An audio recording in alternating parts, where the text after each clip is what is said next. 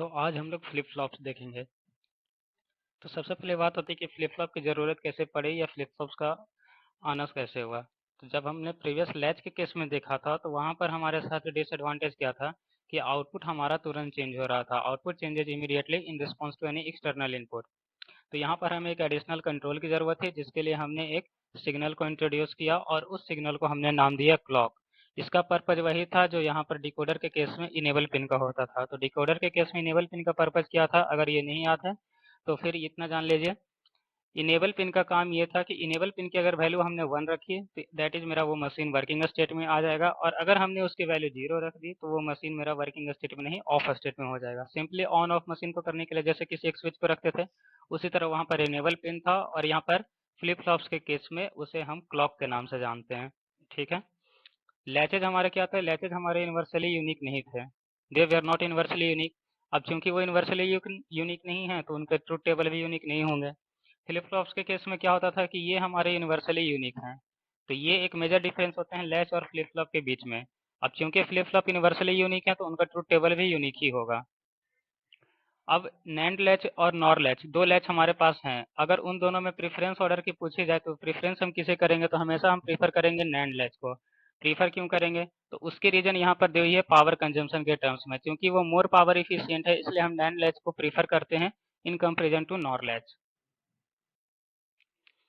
अब आते हैं एसआर फ्लिप फ्लॉप से। तो यहाँ हमने एक एसआर फ्लिप फ्लॉप डिजाइन किया है नैंड लैच का यूज करके। तो यहाँ तक का जो पोर्शन है वो हमारा एज ए फ्लिप फ्लॉप का ही पोर्शन है।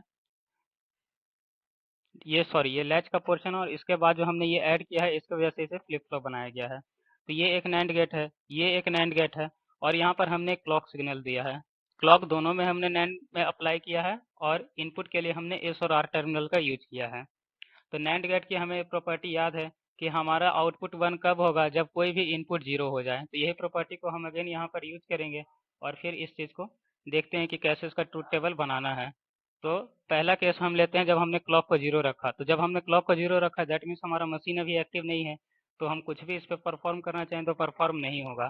तो हमने क्लॉक को 1 रखा है नेक्स्ट केस से। तो जब हमने क्लॉक को 1 रखा तो बारी बारी से हम एस और आर के इनपुट के कॉम्बिनेशन लेंगे, और उसके करस्पॉन्डिंग जो इनिशियल स्टेट हमारा क्यू एज्यूम किया हुआ है उसके लिए 0 और 1 का कॉम्बिनेशन लेंगे। तो फर्स्ट केस मानते हैं जहां हमने एस की वैल्यू 0 और आर की वैल्यू 0 ली थी।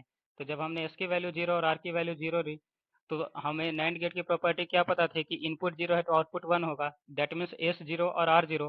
तो यहाँ पर जो हमें आउटपुट मिलेगा वो भी 1 होगा, और यहाँ पर जो आउटपुट मिलेगा वो भी 1 होगा। अब दोनों का आउटपुट हमें 1 मालूम था। फिर हमने इनिशियल स्टेट क्या माना, क्यू को माना 0। तो यहाँ पर हमने एक रख दिया 0। अब चूंकि यहाँ पर 0 है और 1 और 0 में से एक इनपुट 0 है, तो यहाँ पर हमारा निश्चित डेफिनेटली जो हमारा आउटपुट होगा वो 1 हो जाएगा। ठीक है। अब चूंकि ये आउटपुट 1 है तो यहाँ पर ये आ जाएगा, और 1 और 1 का वैल्यू क्या आ जाएगा फाइनली 0। तो हमें क्यू की वैल्यू ऑब्टेन हो जाती है यहाँ पर 0।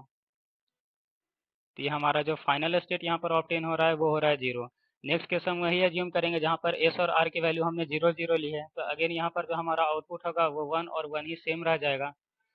हमने यहाँ पर इनिशियल स्टेट को 1 माना है, दैट मीन्स क्यू की वैल्यू हमने 1 मानी है। तो let me erase the previous value.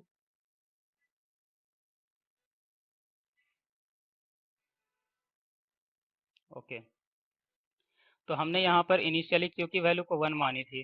तो ये 1 का वैल्यू यहाँ आ जाएगा, और 1 और 1 की वैल्यू कितनी हो जाएगी, तो 0। और 1 1 की वैल्यू 0 आ गई, ये 0 यहाँ ट्रांसफर हो जाएगा।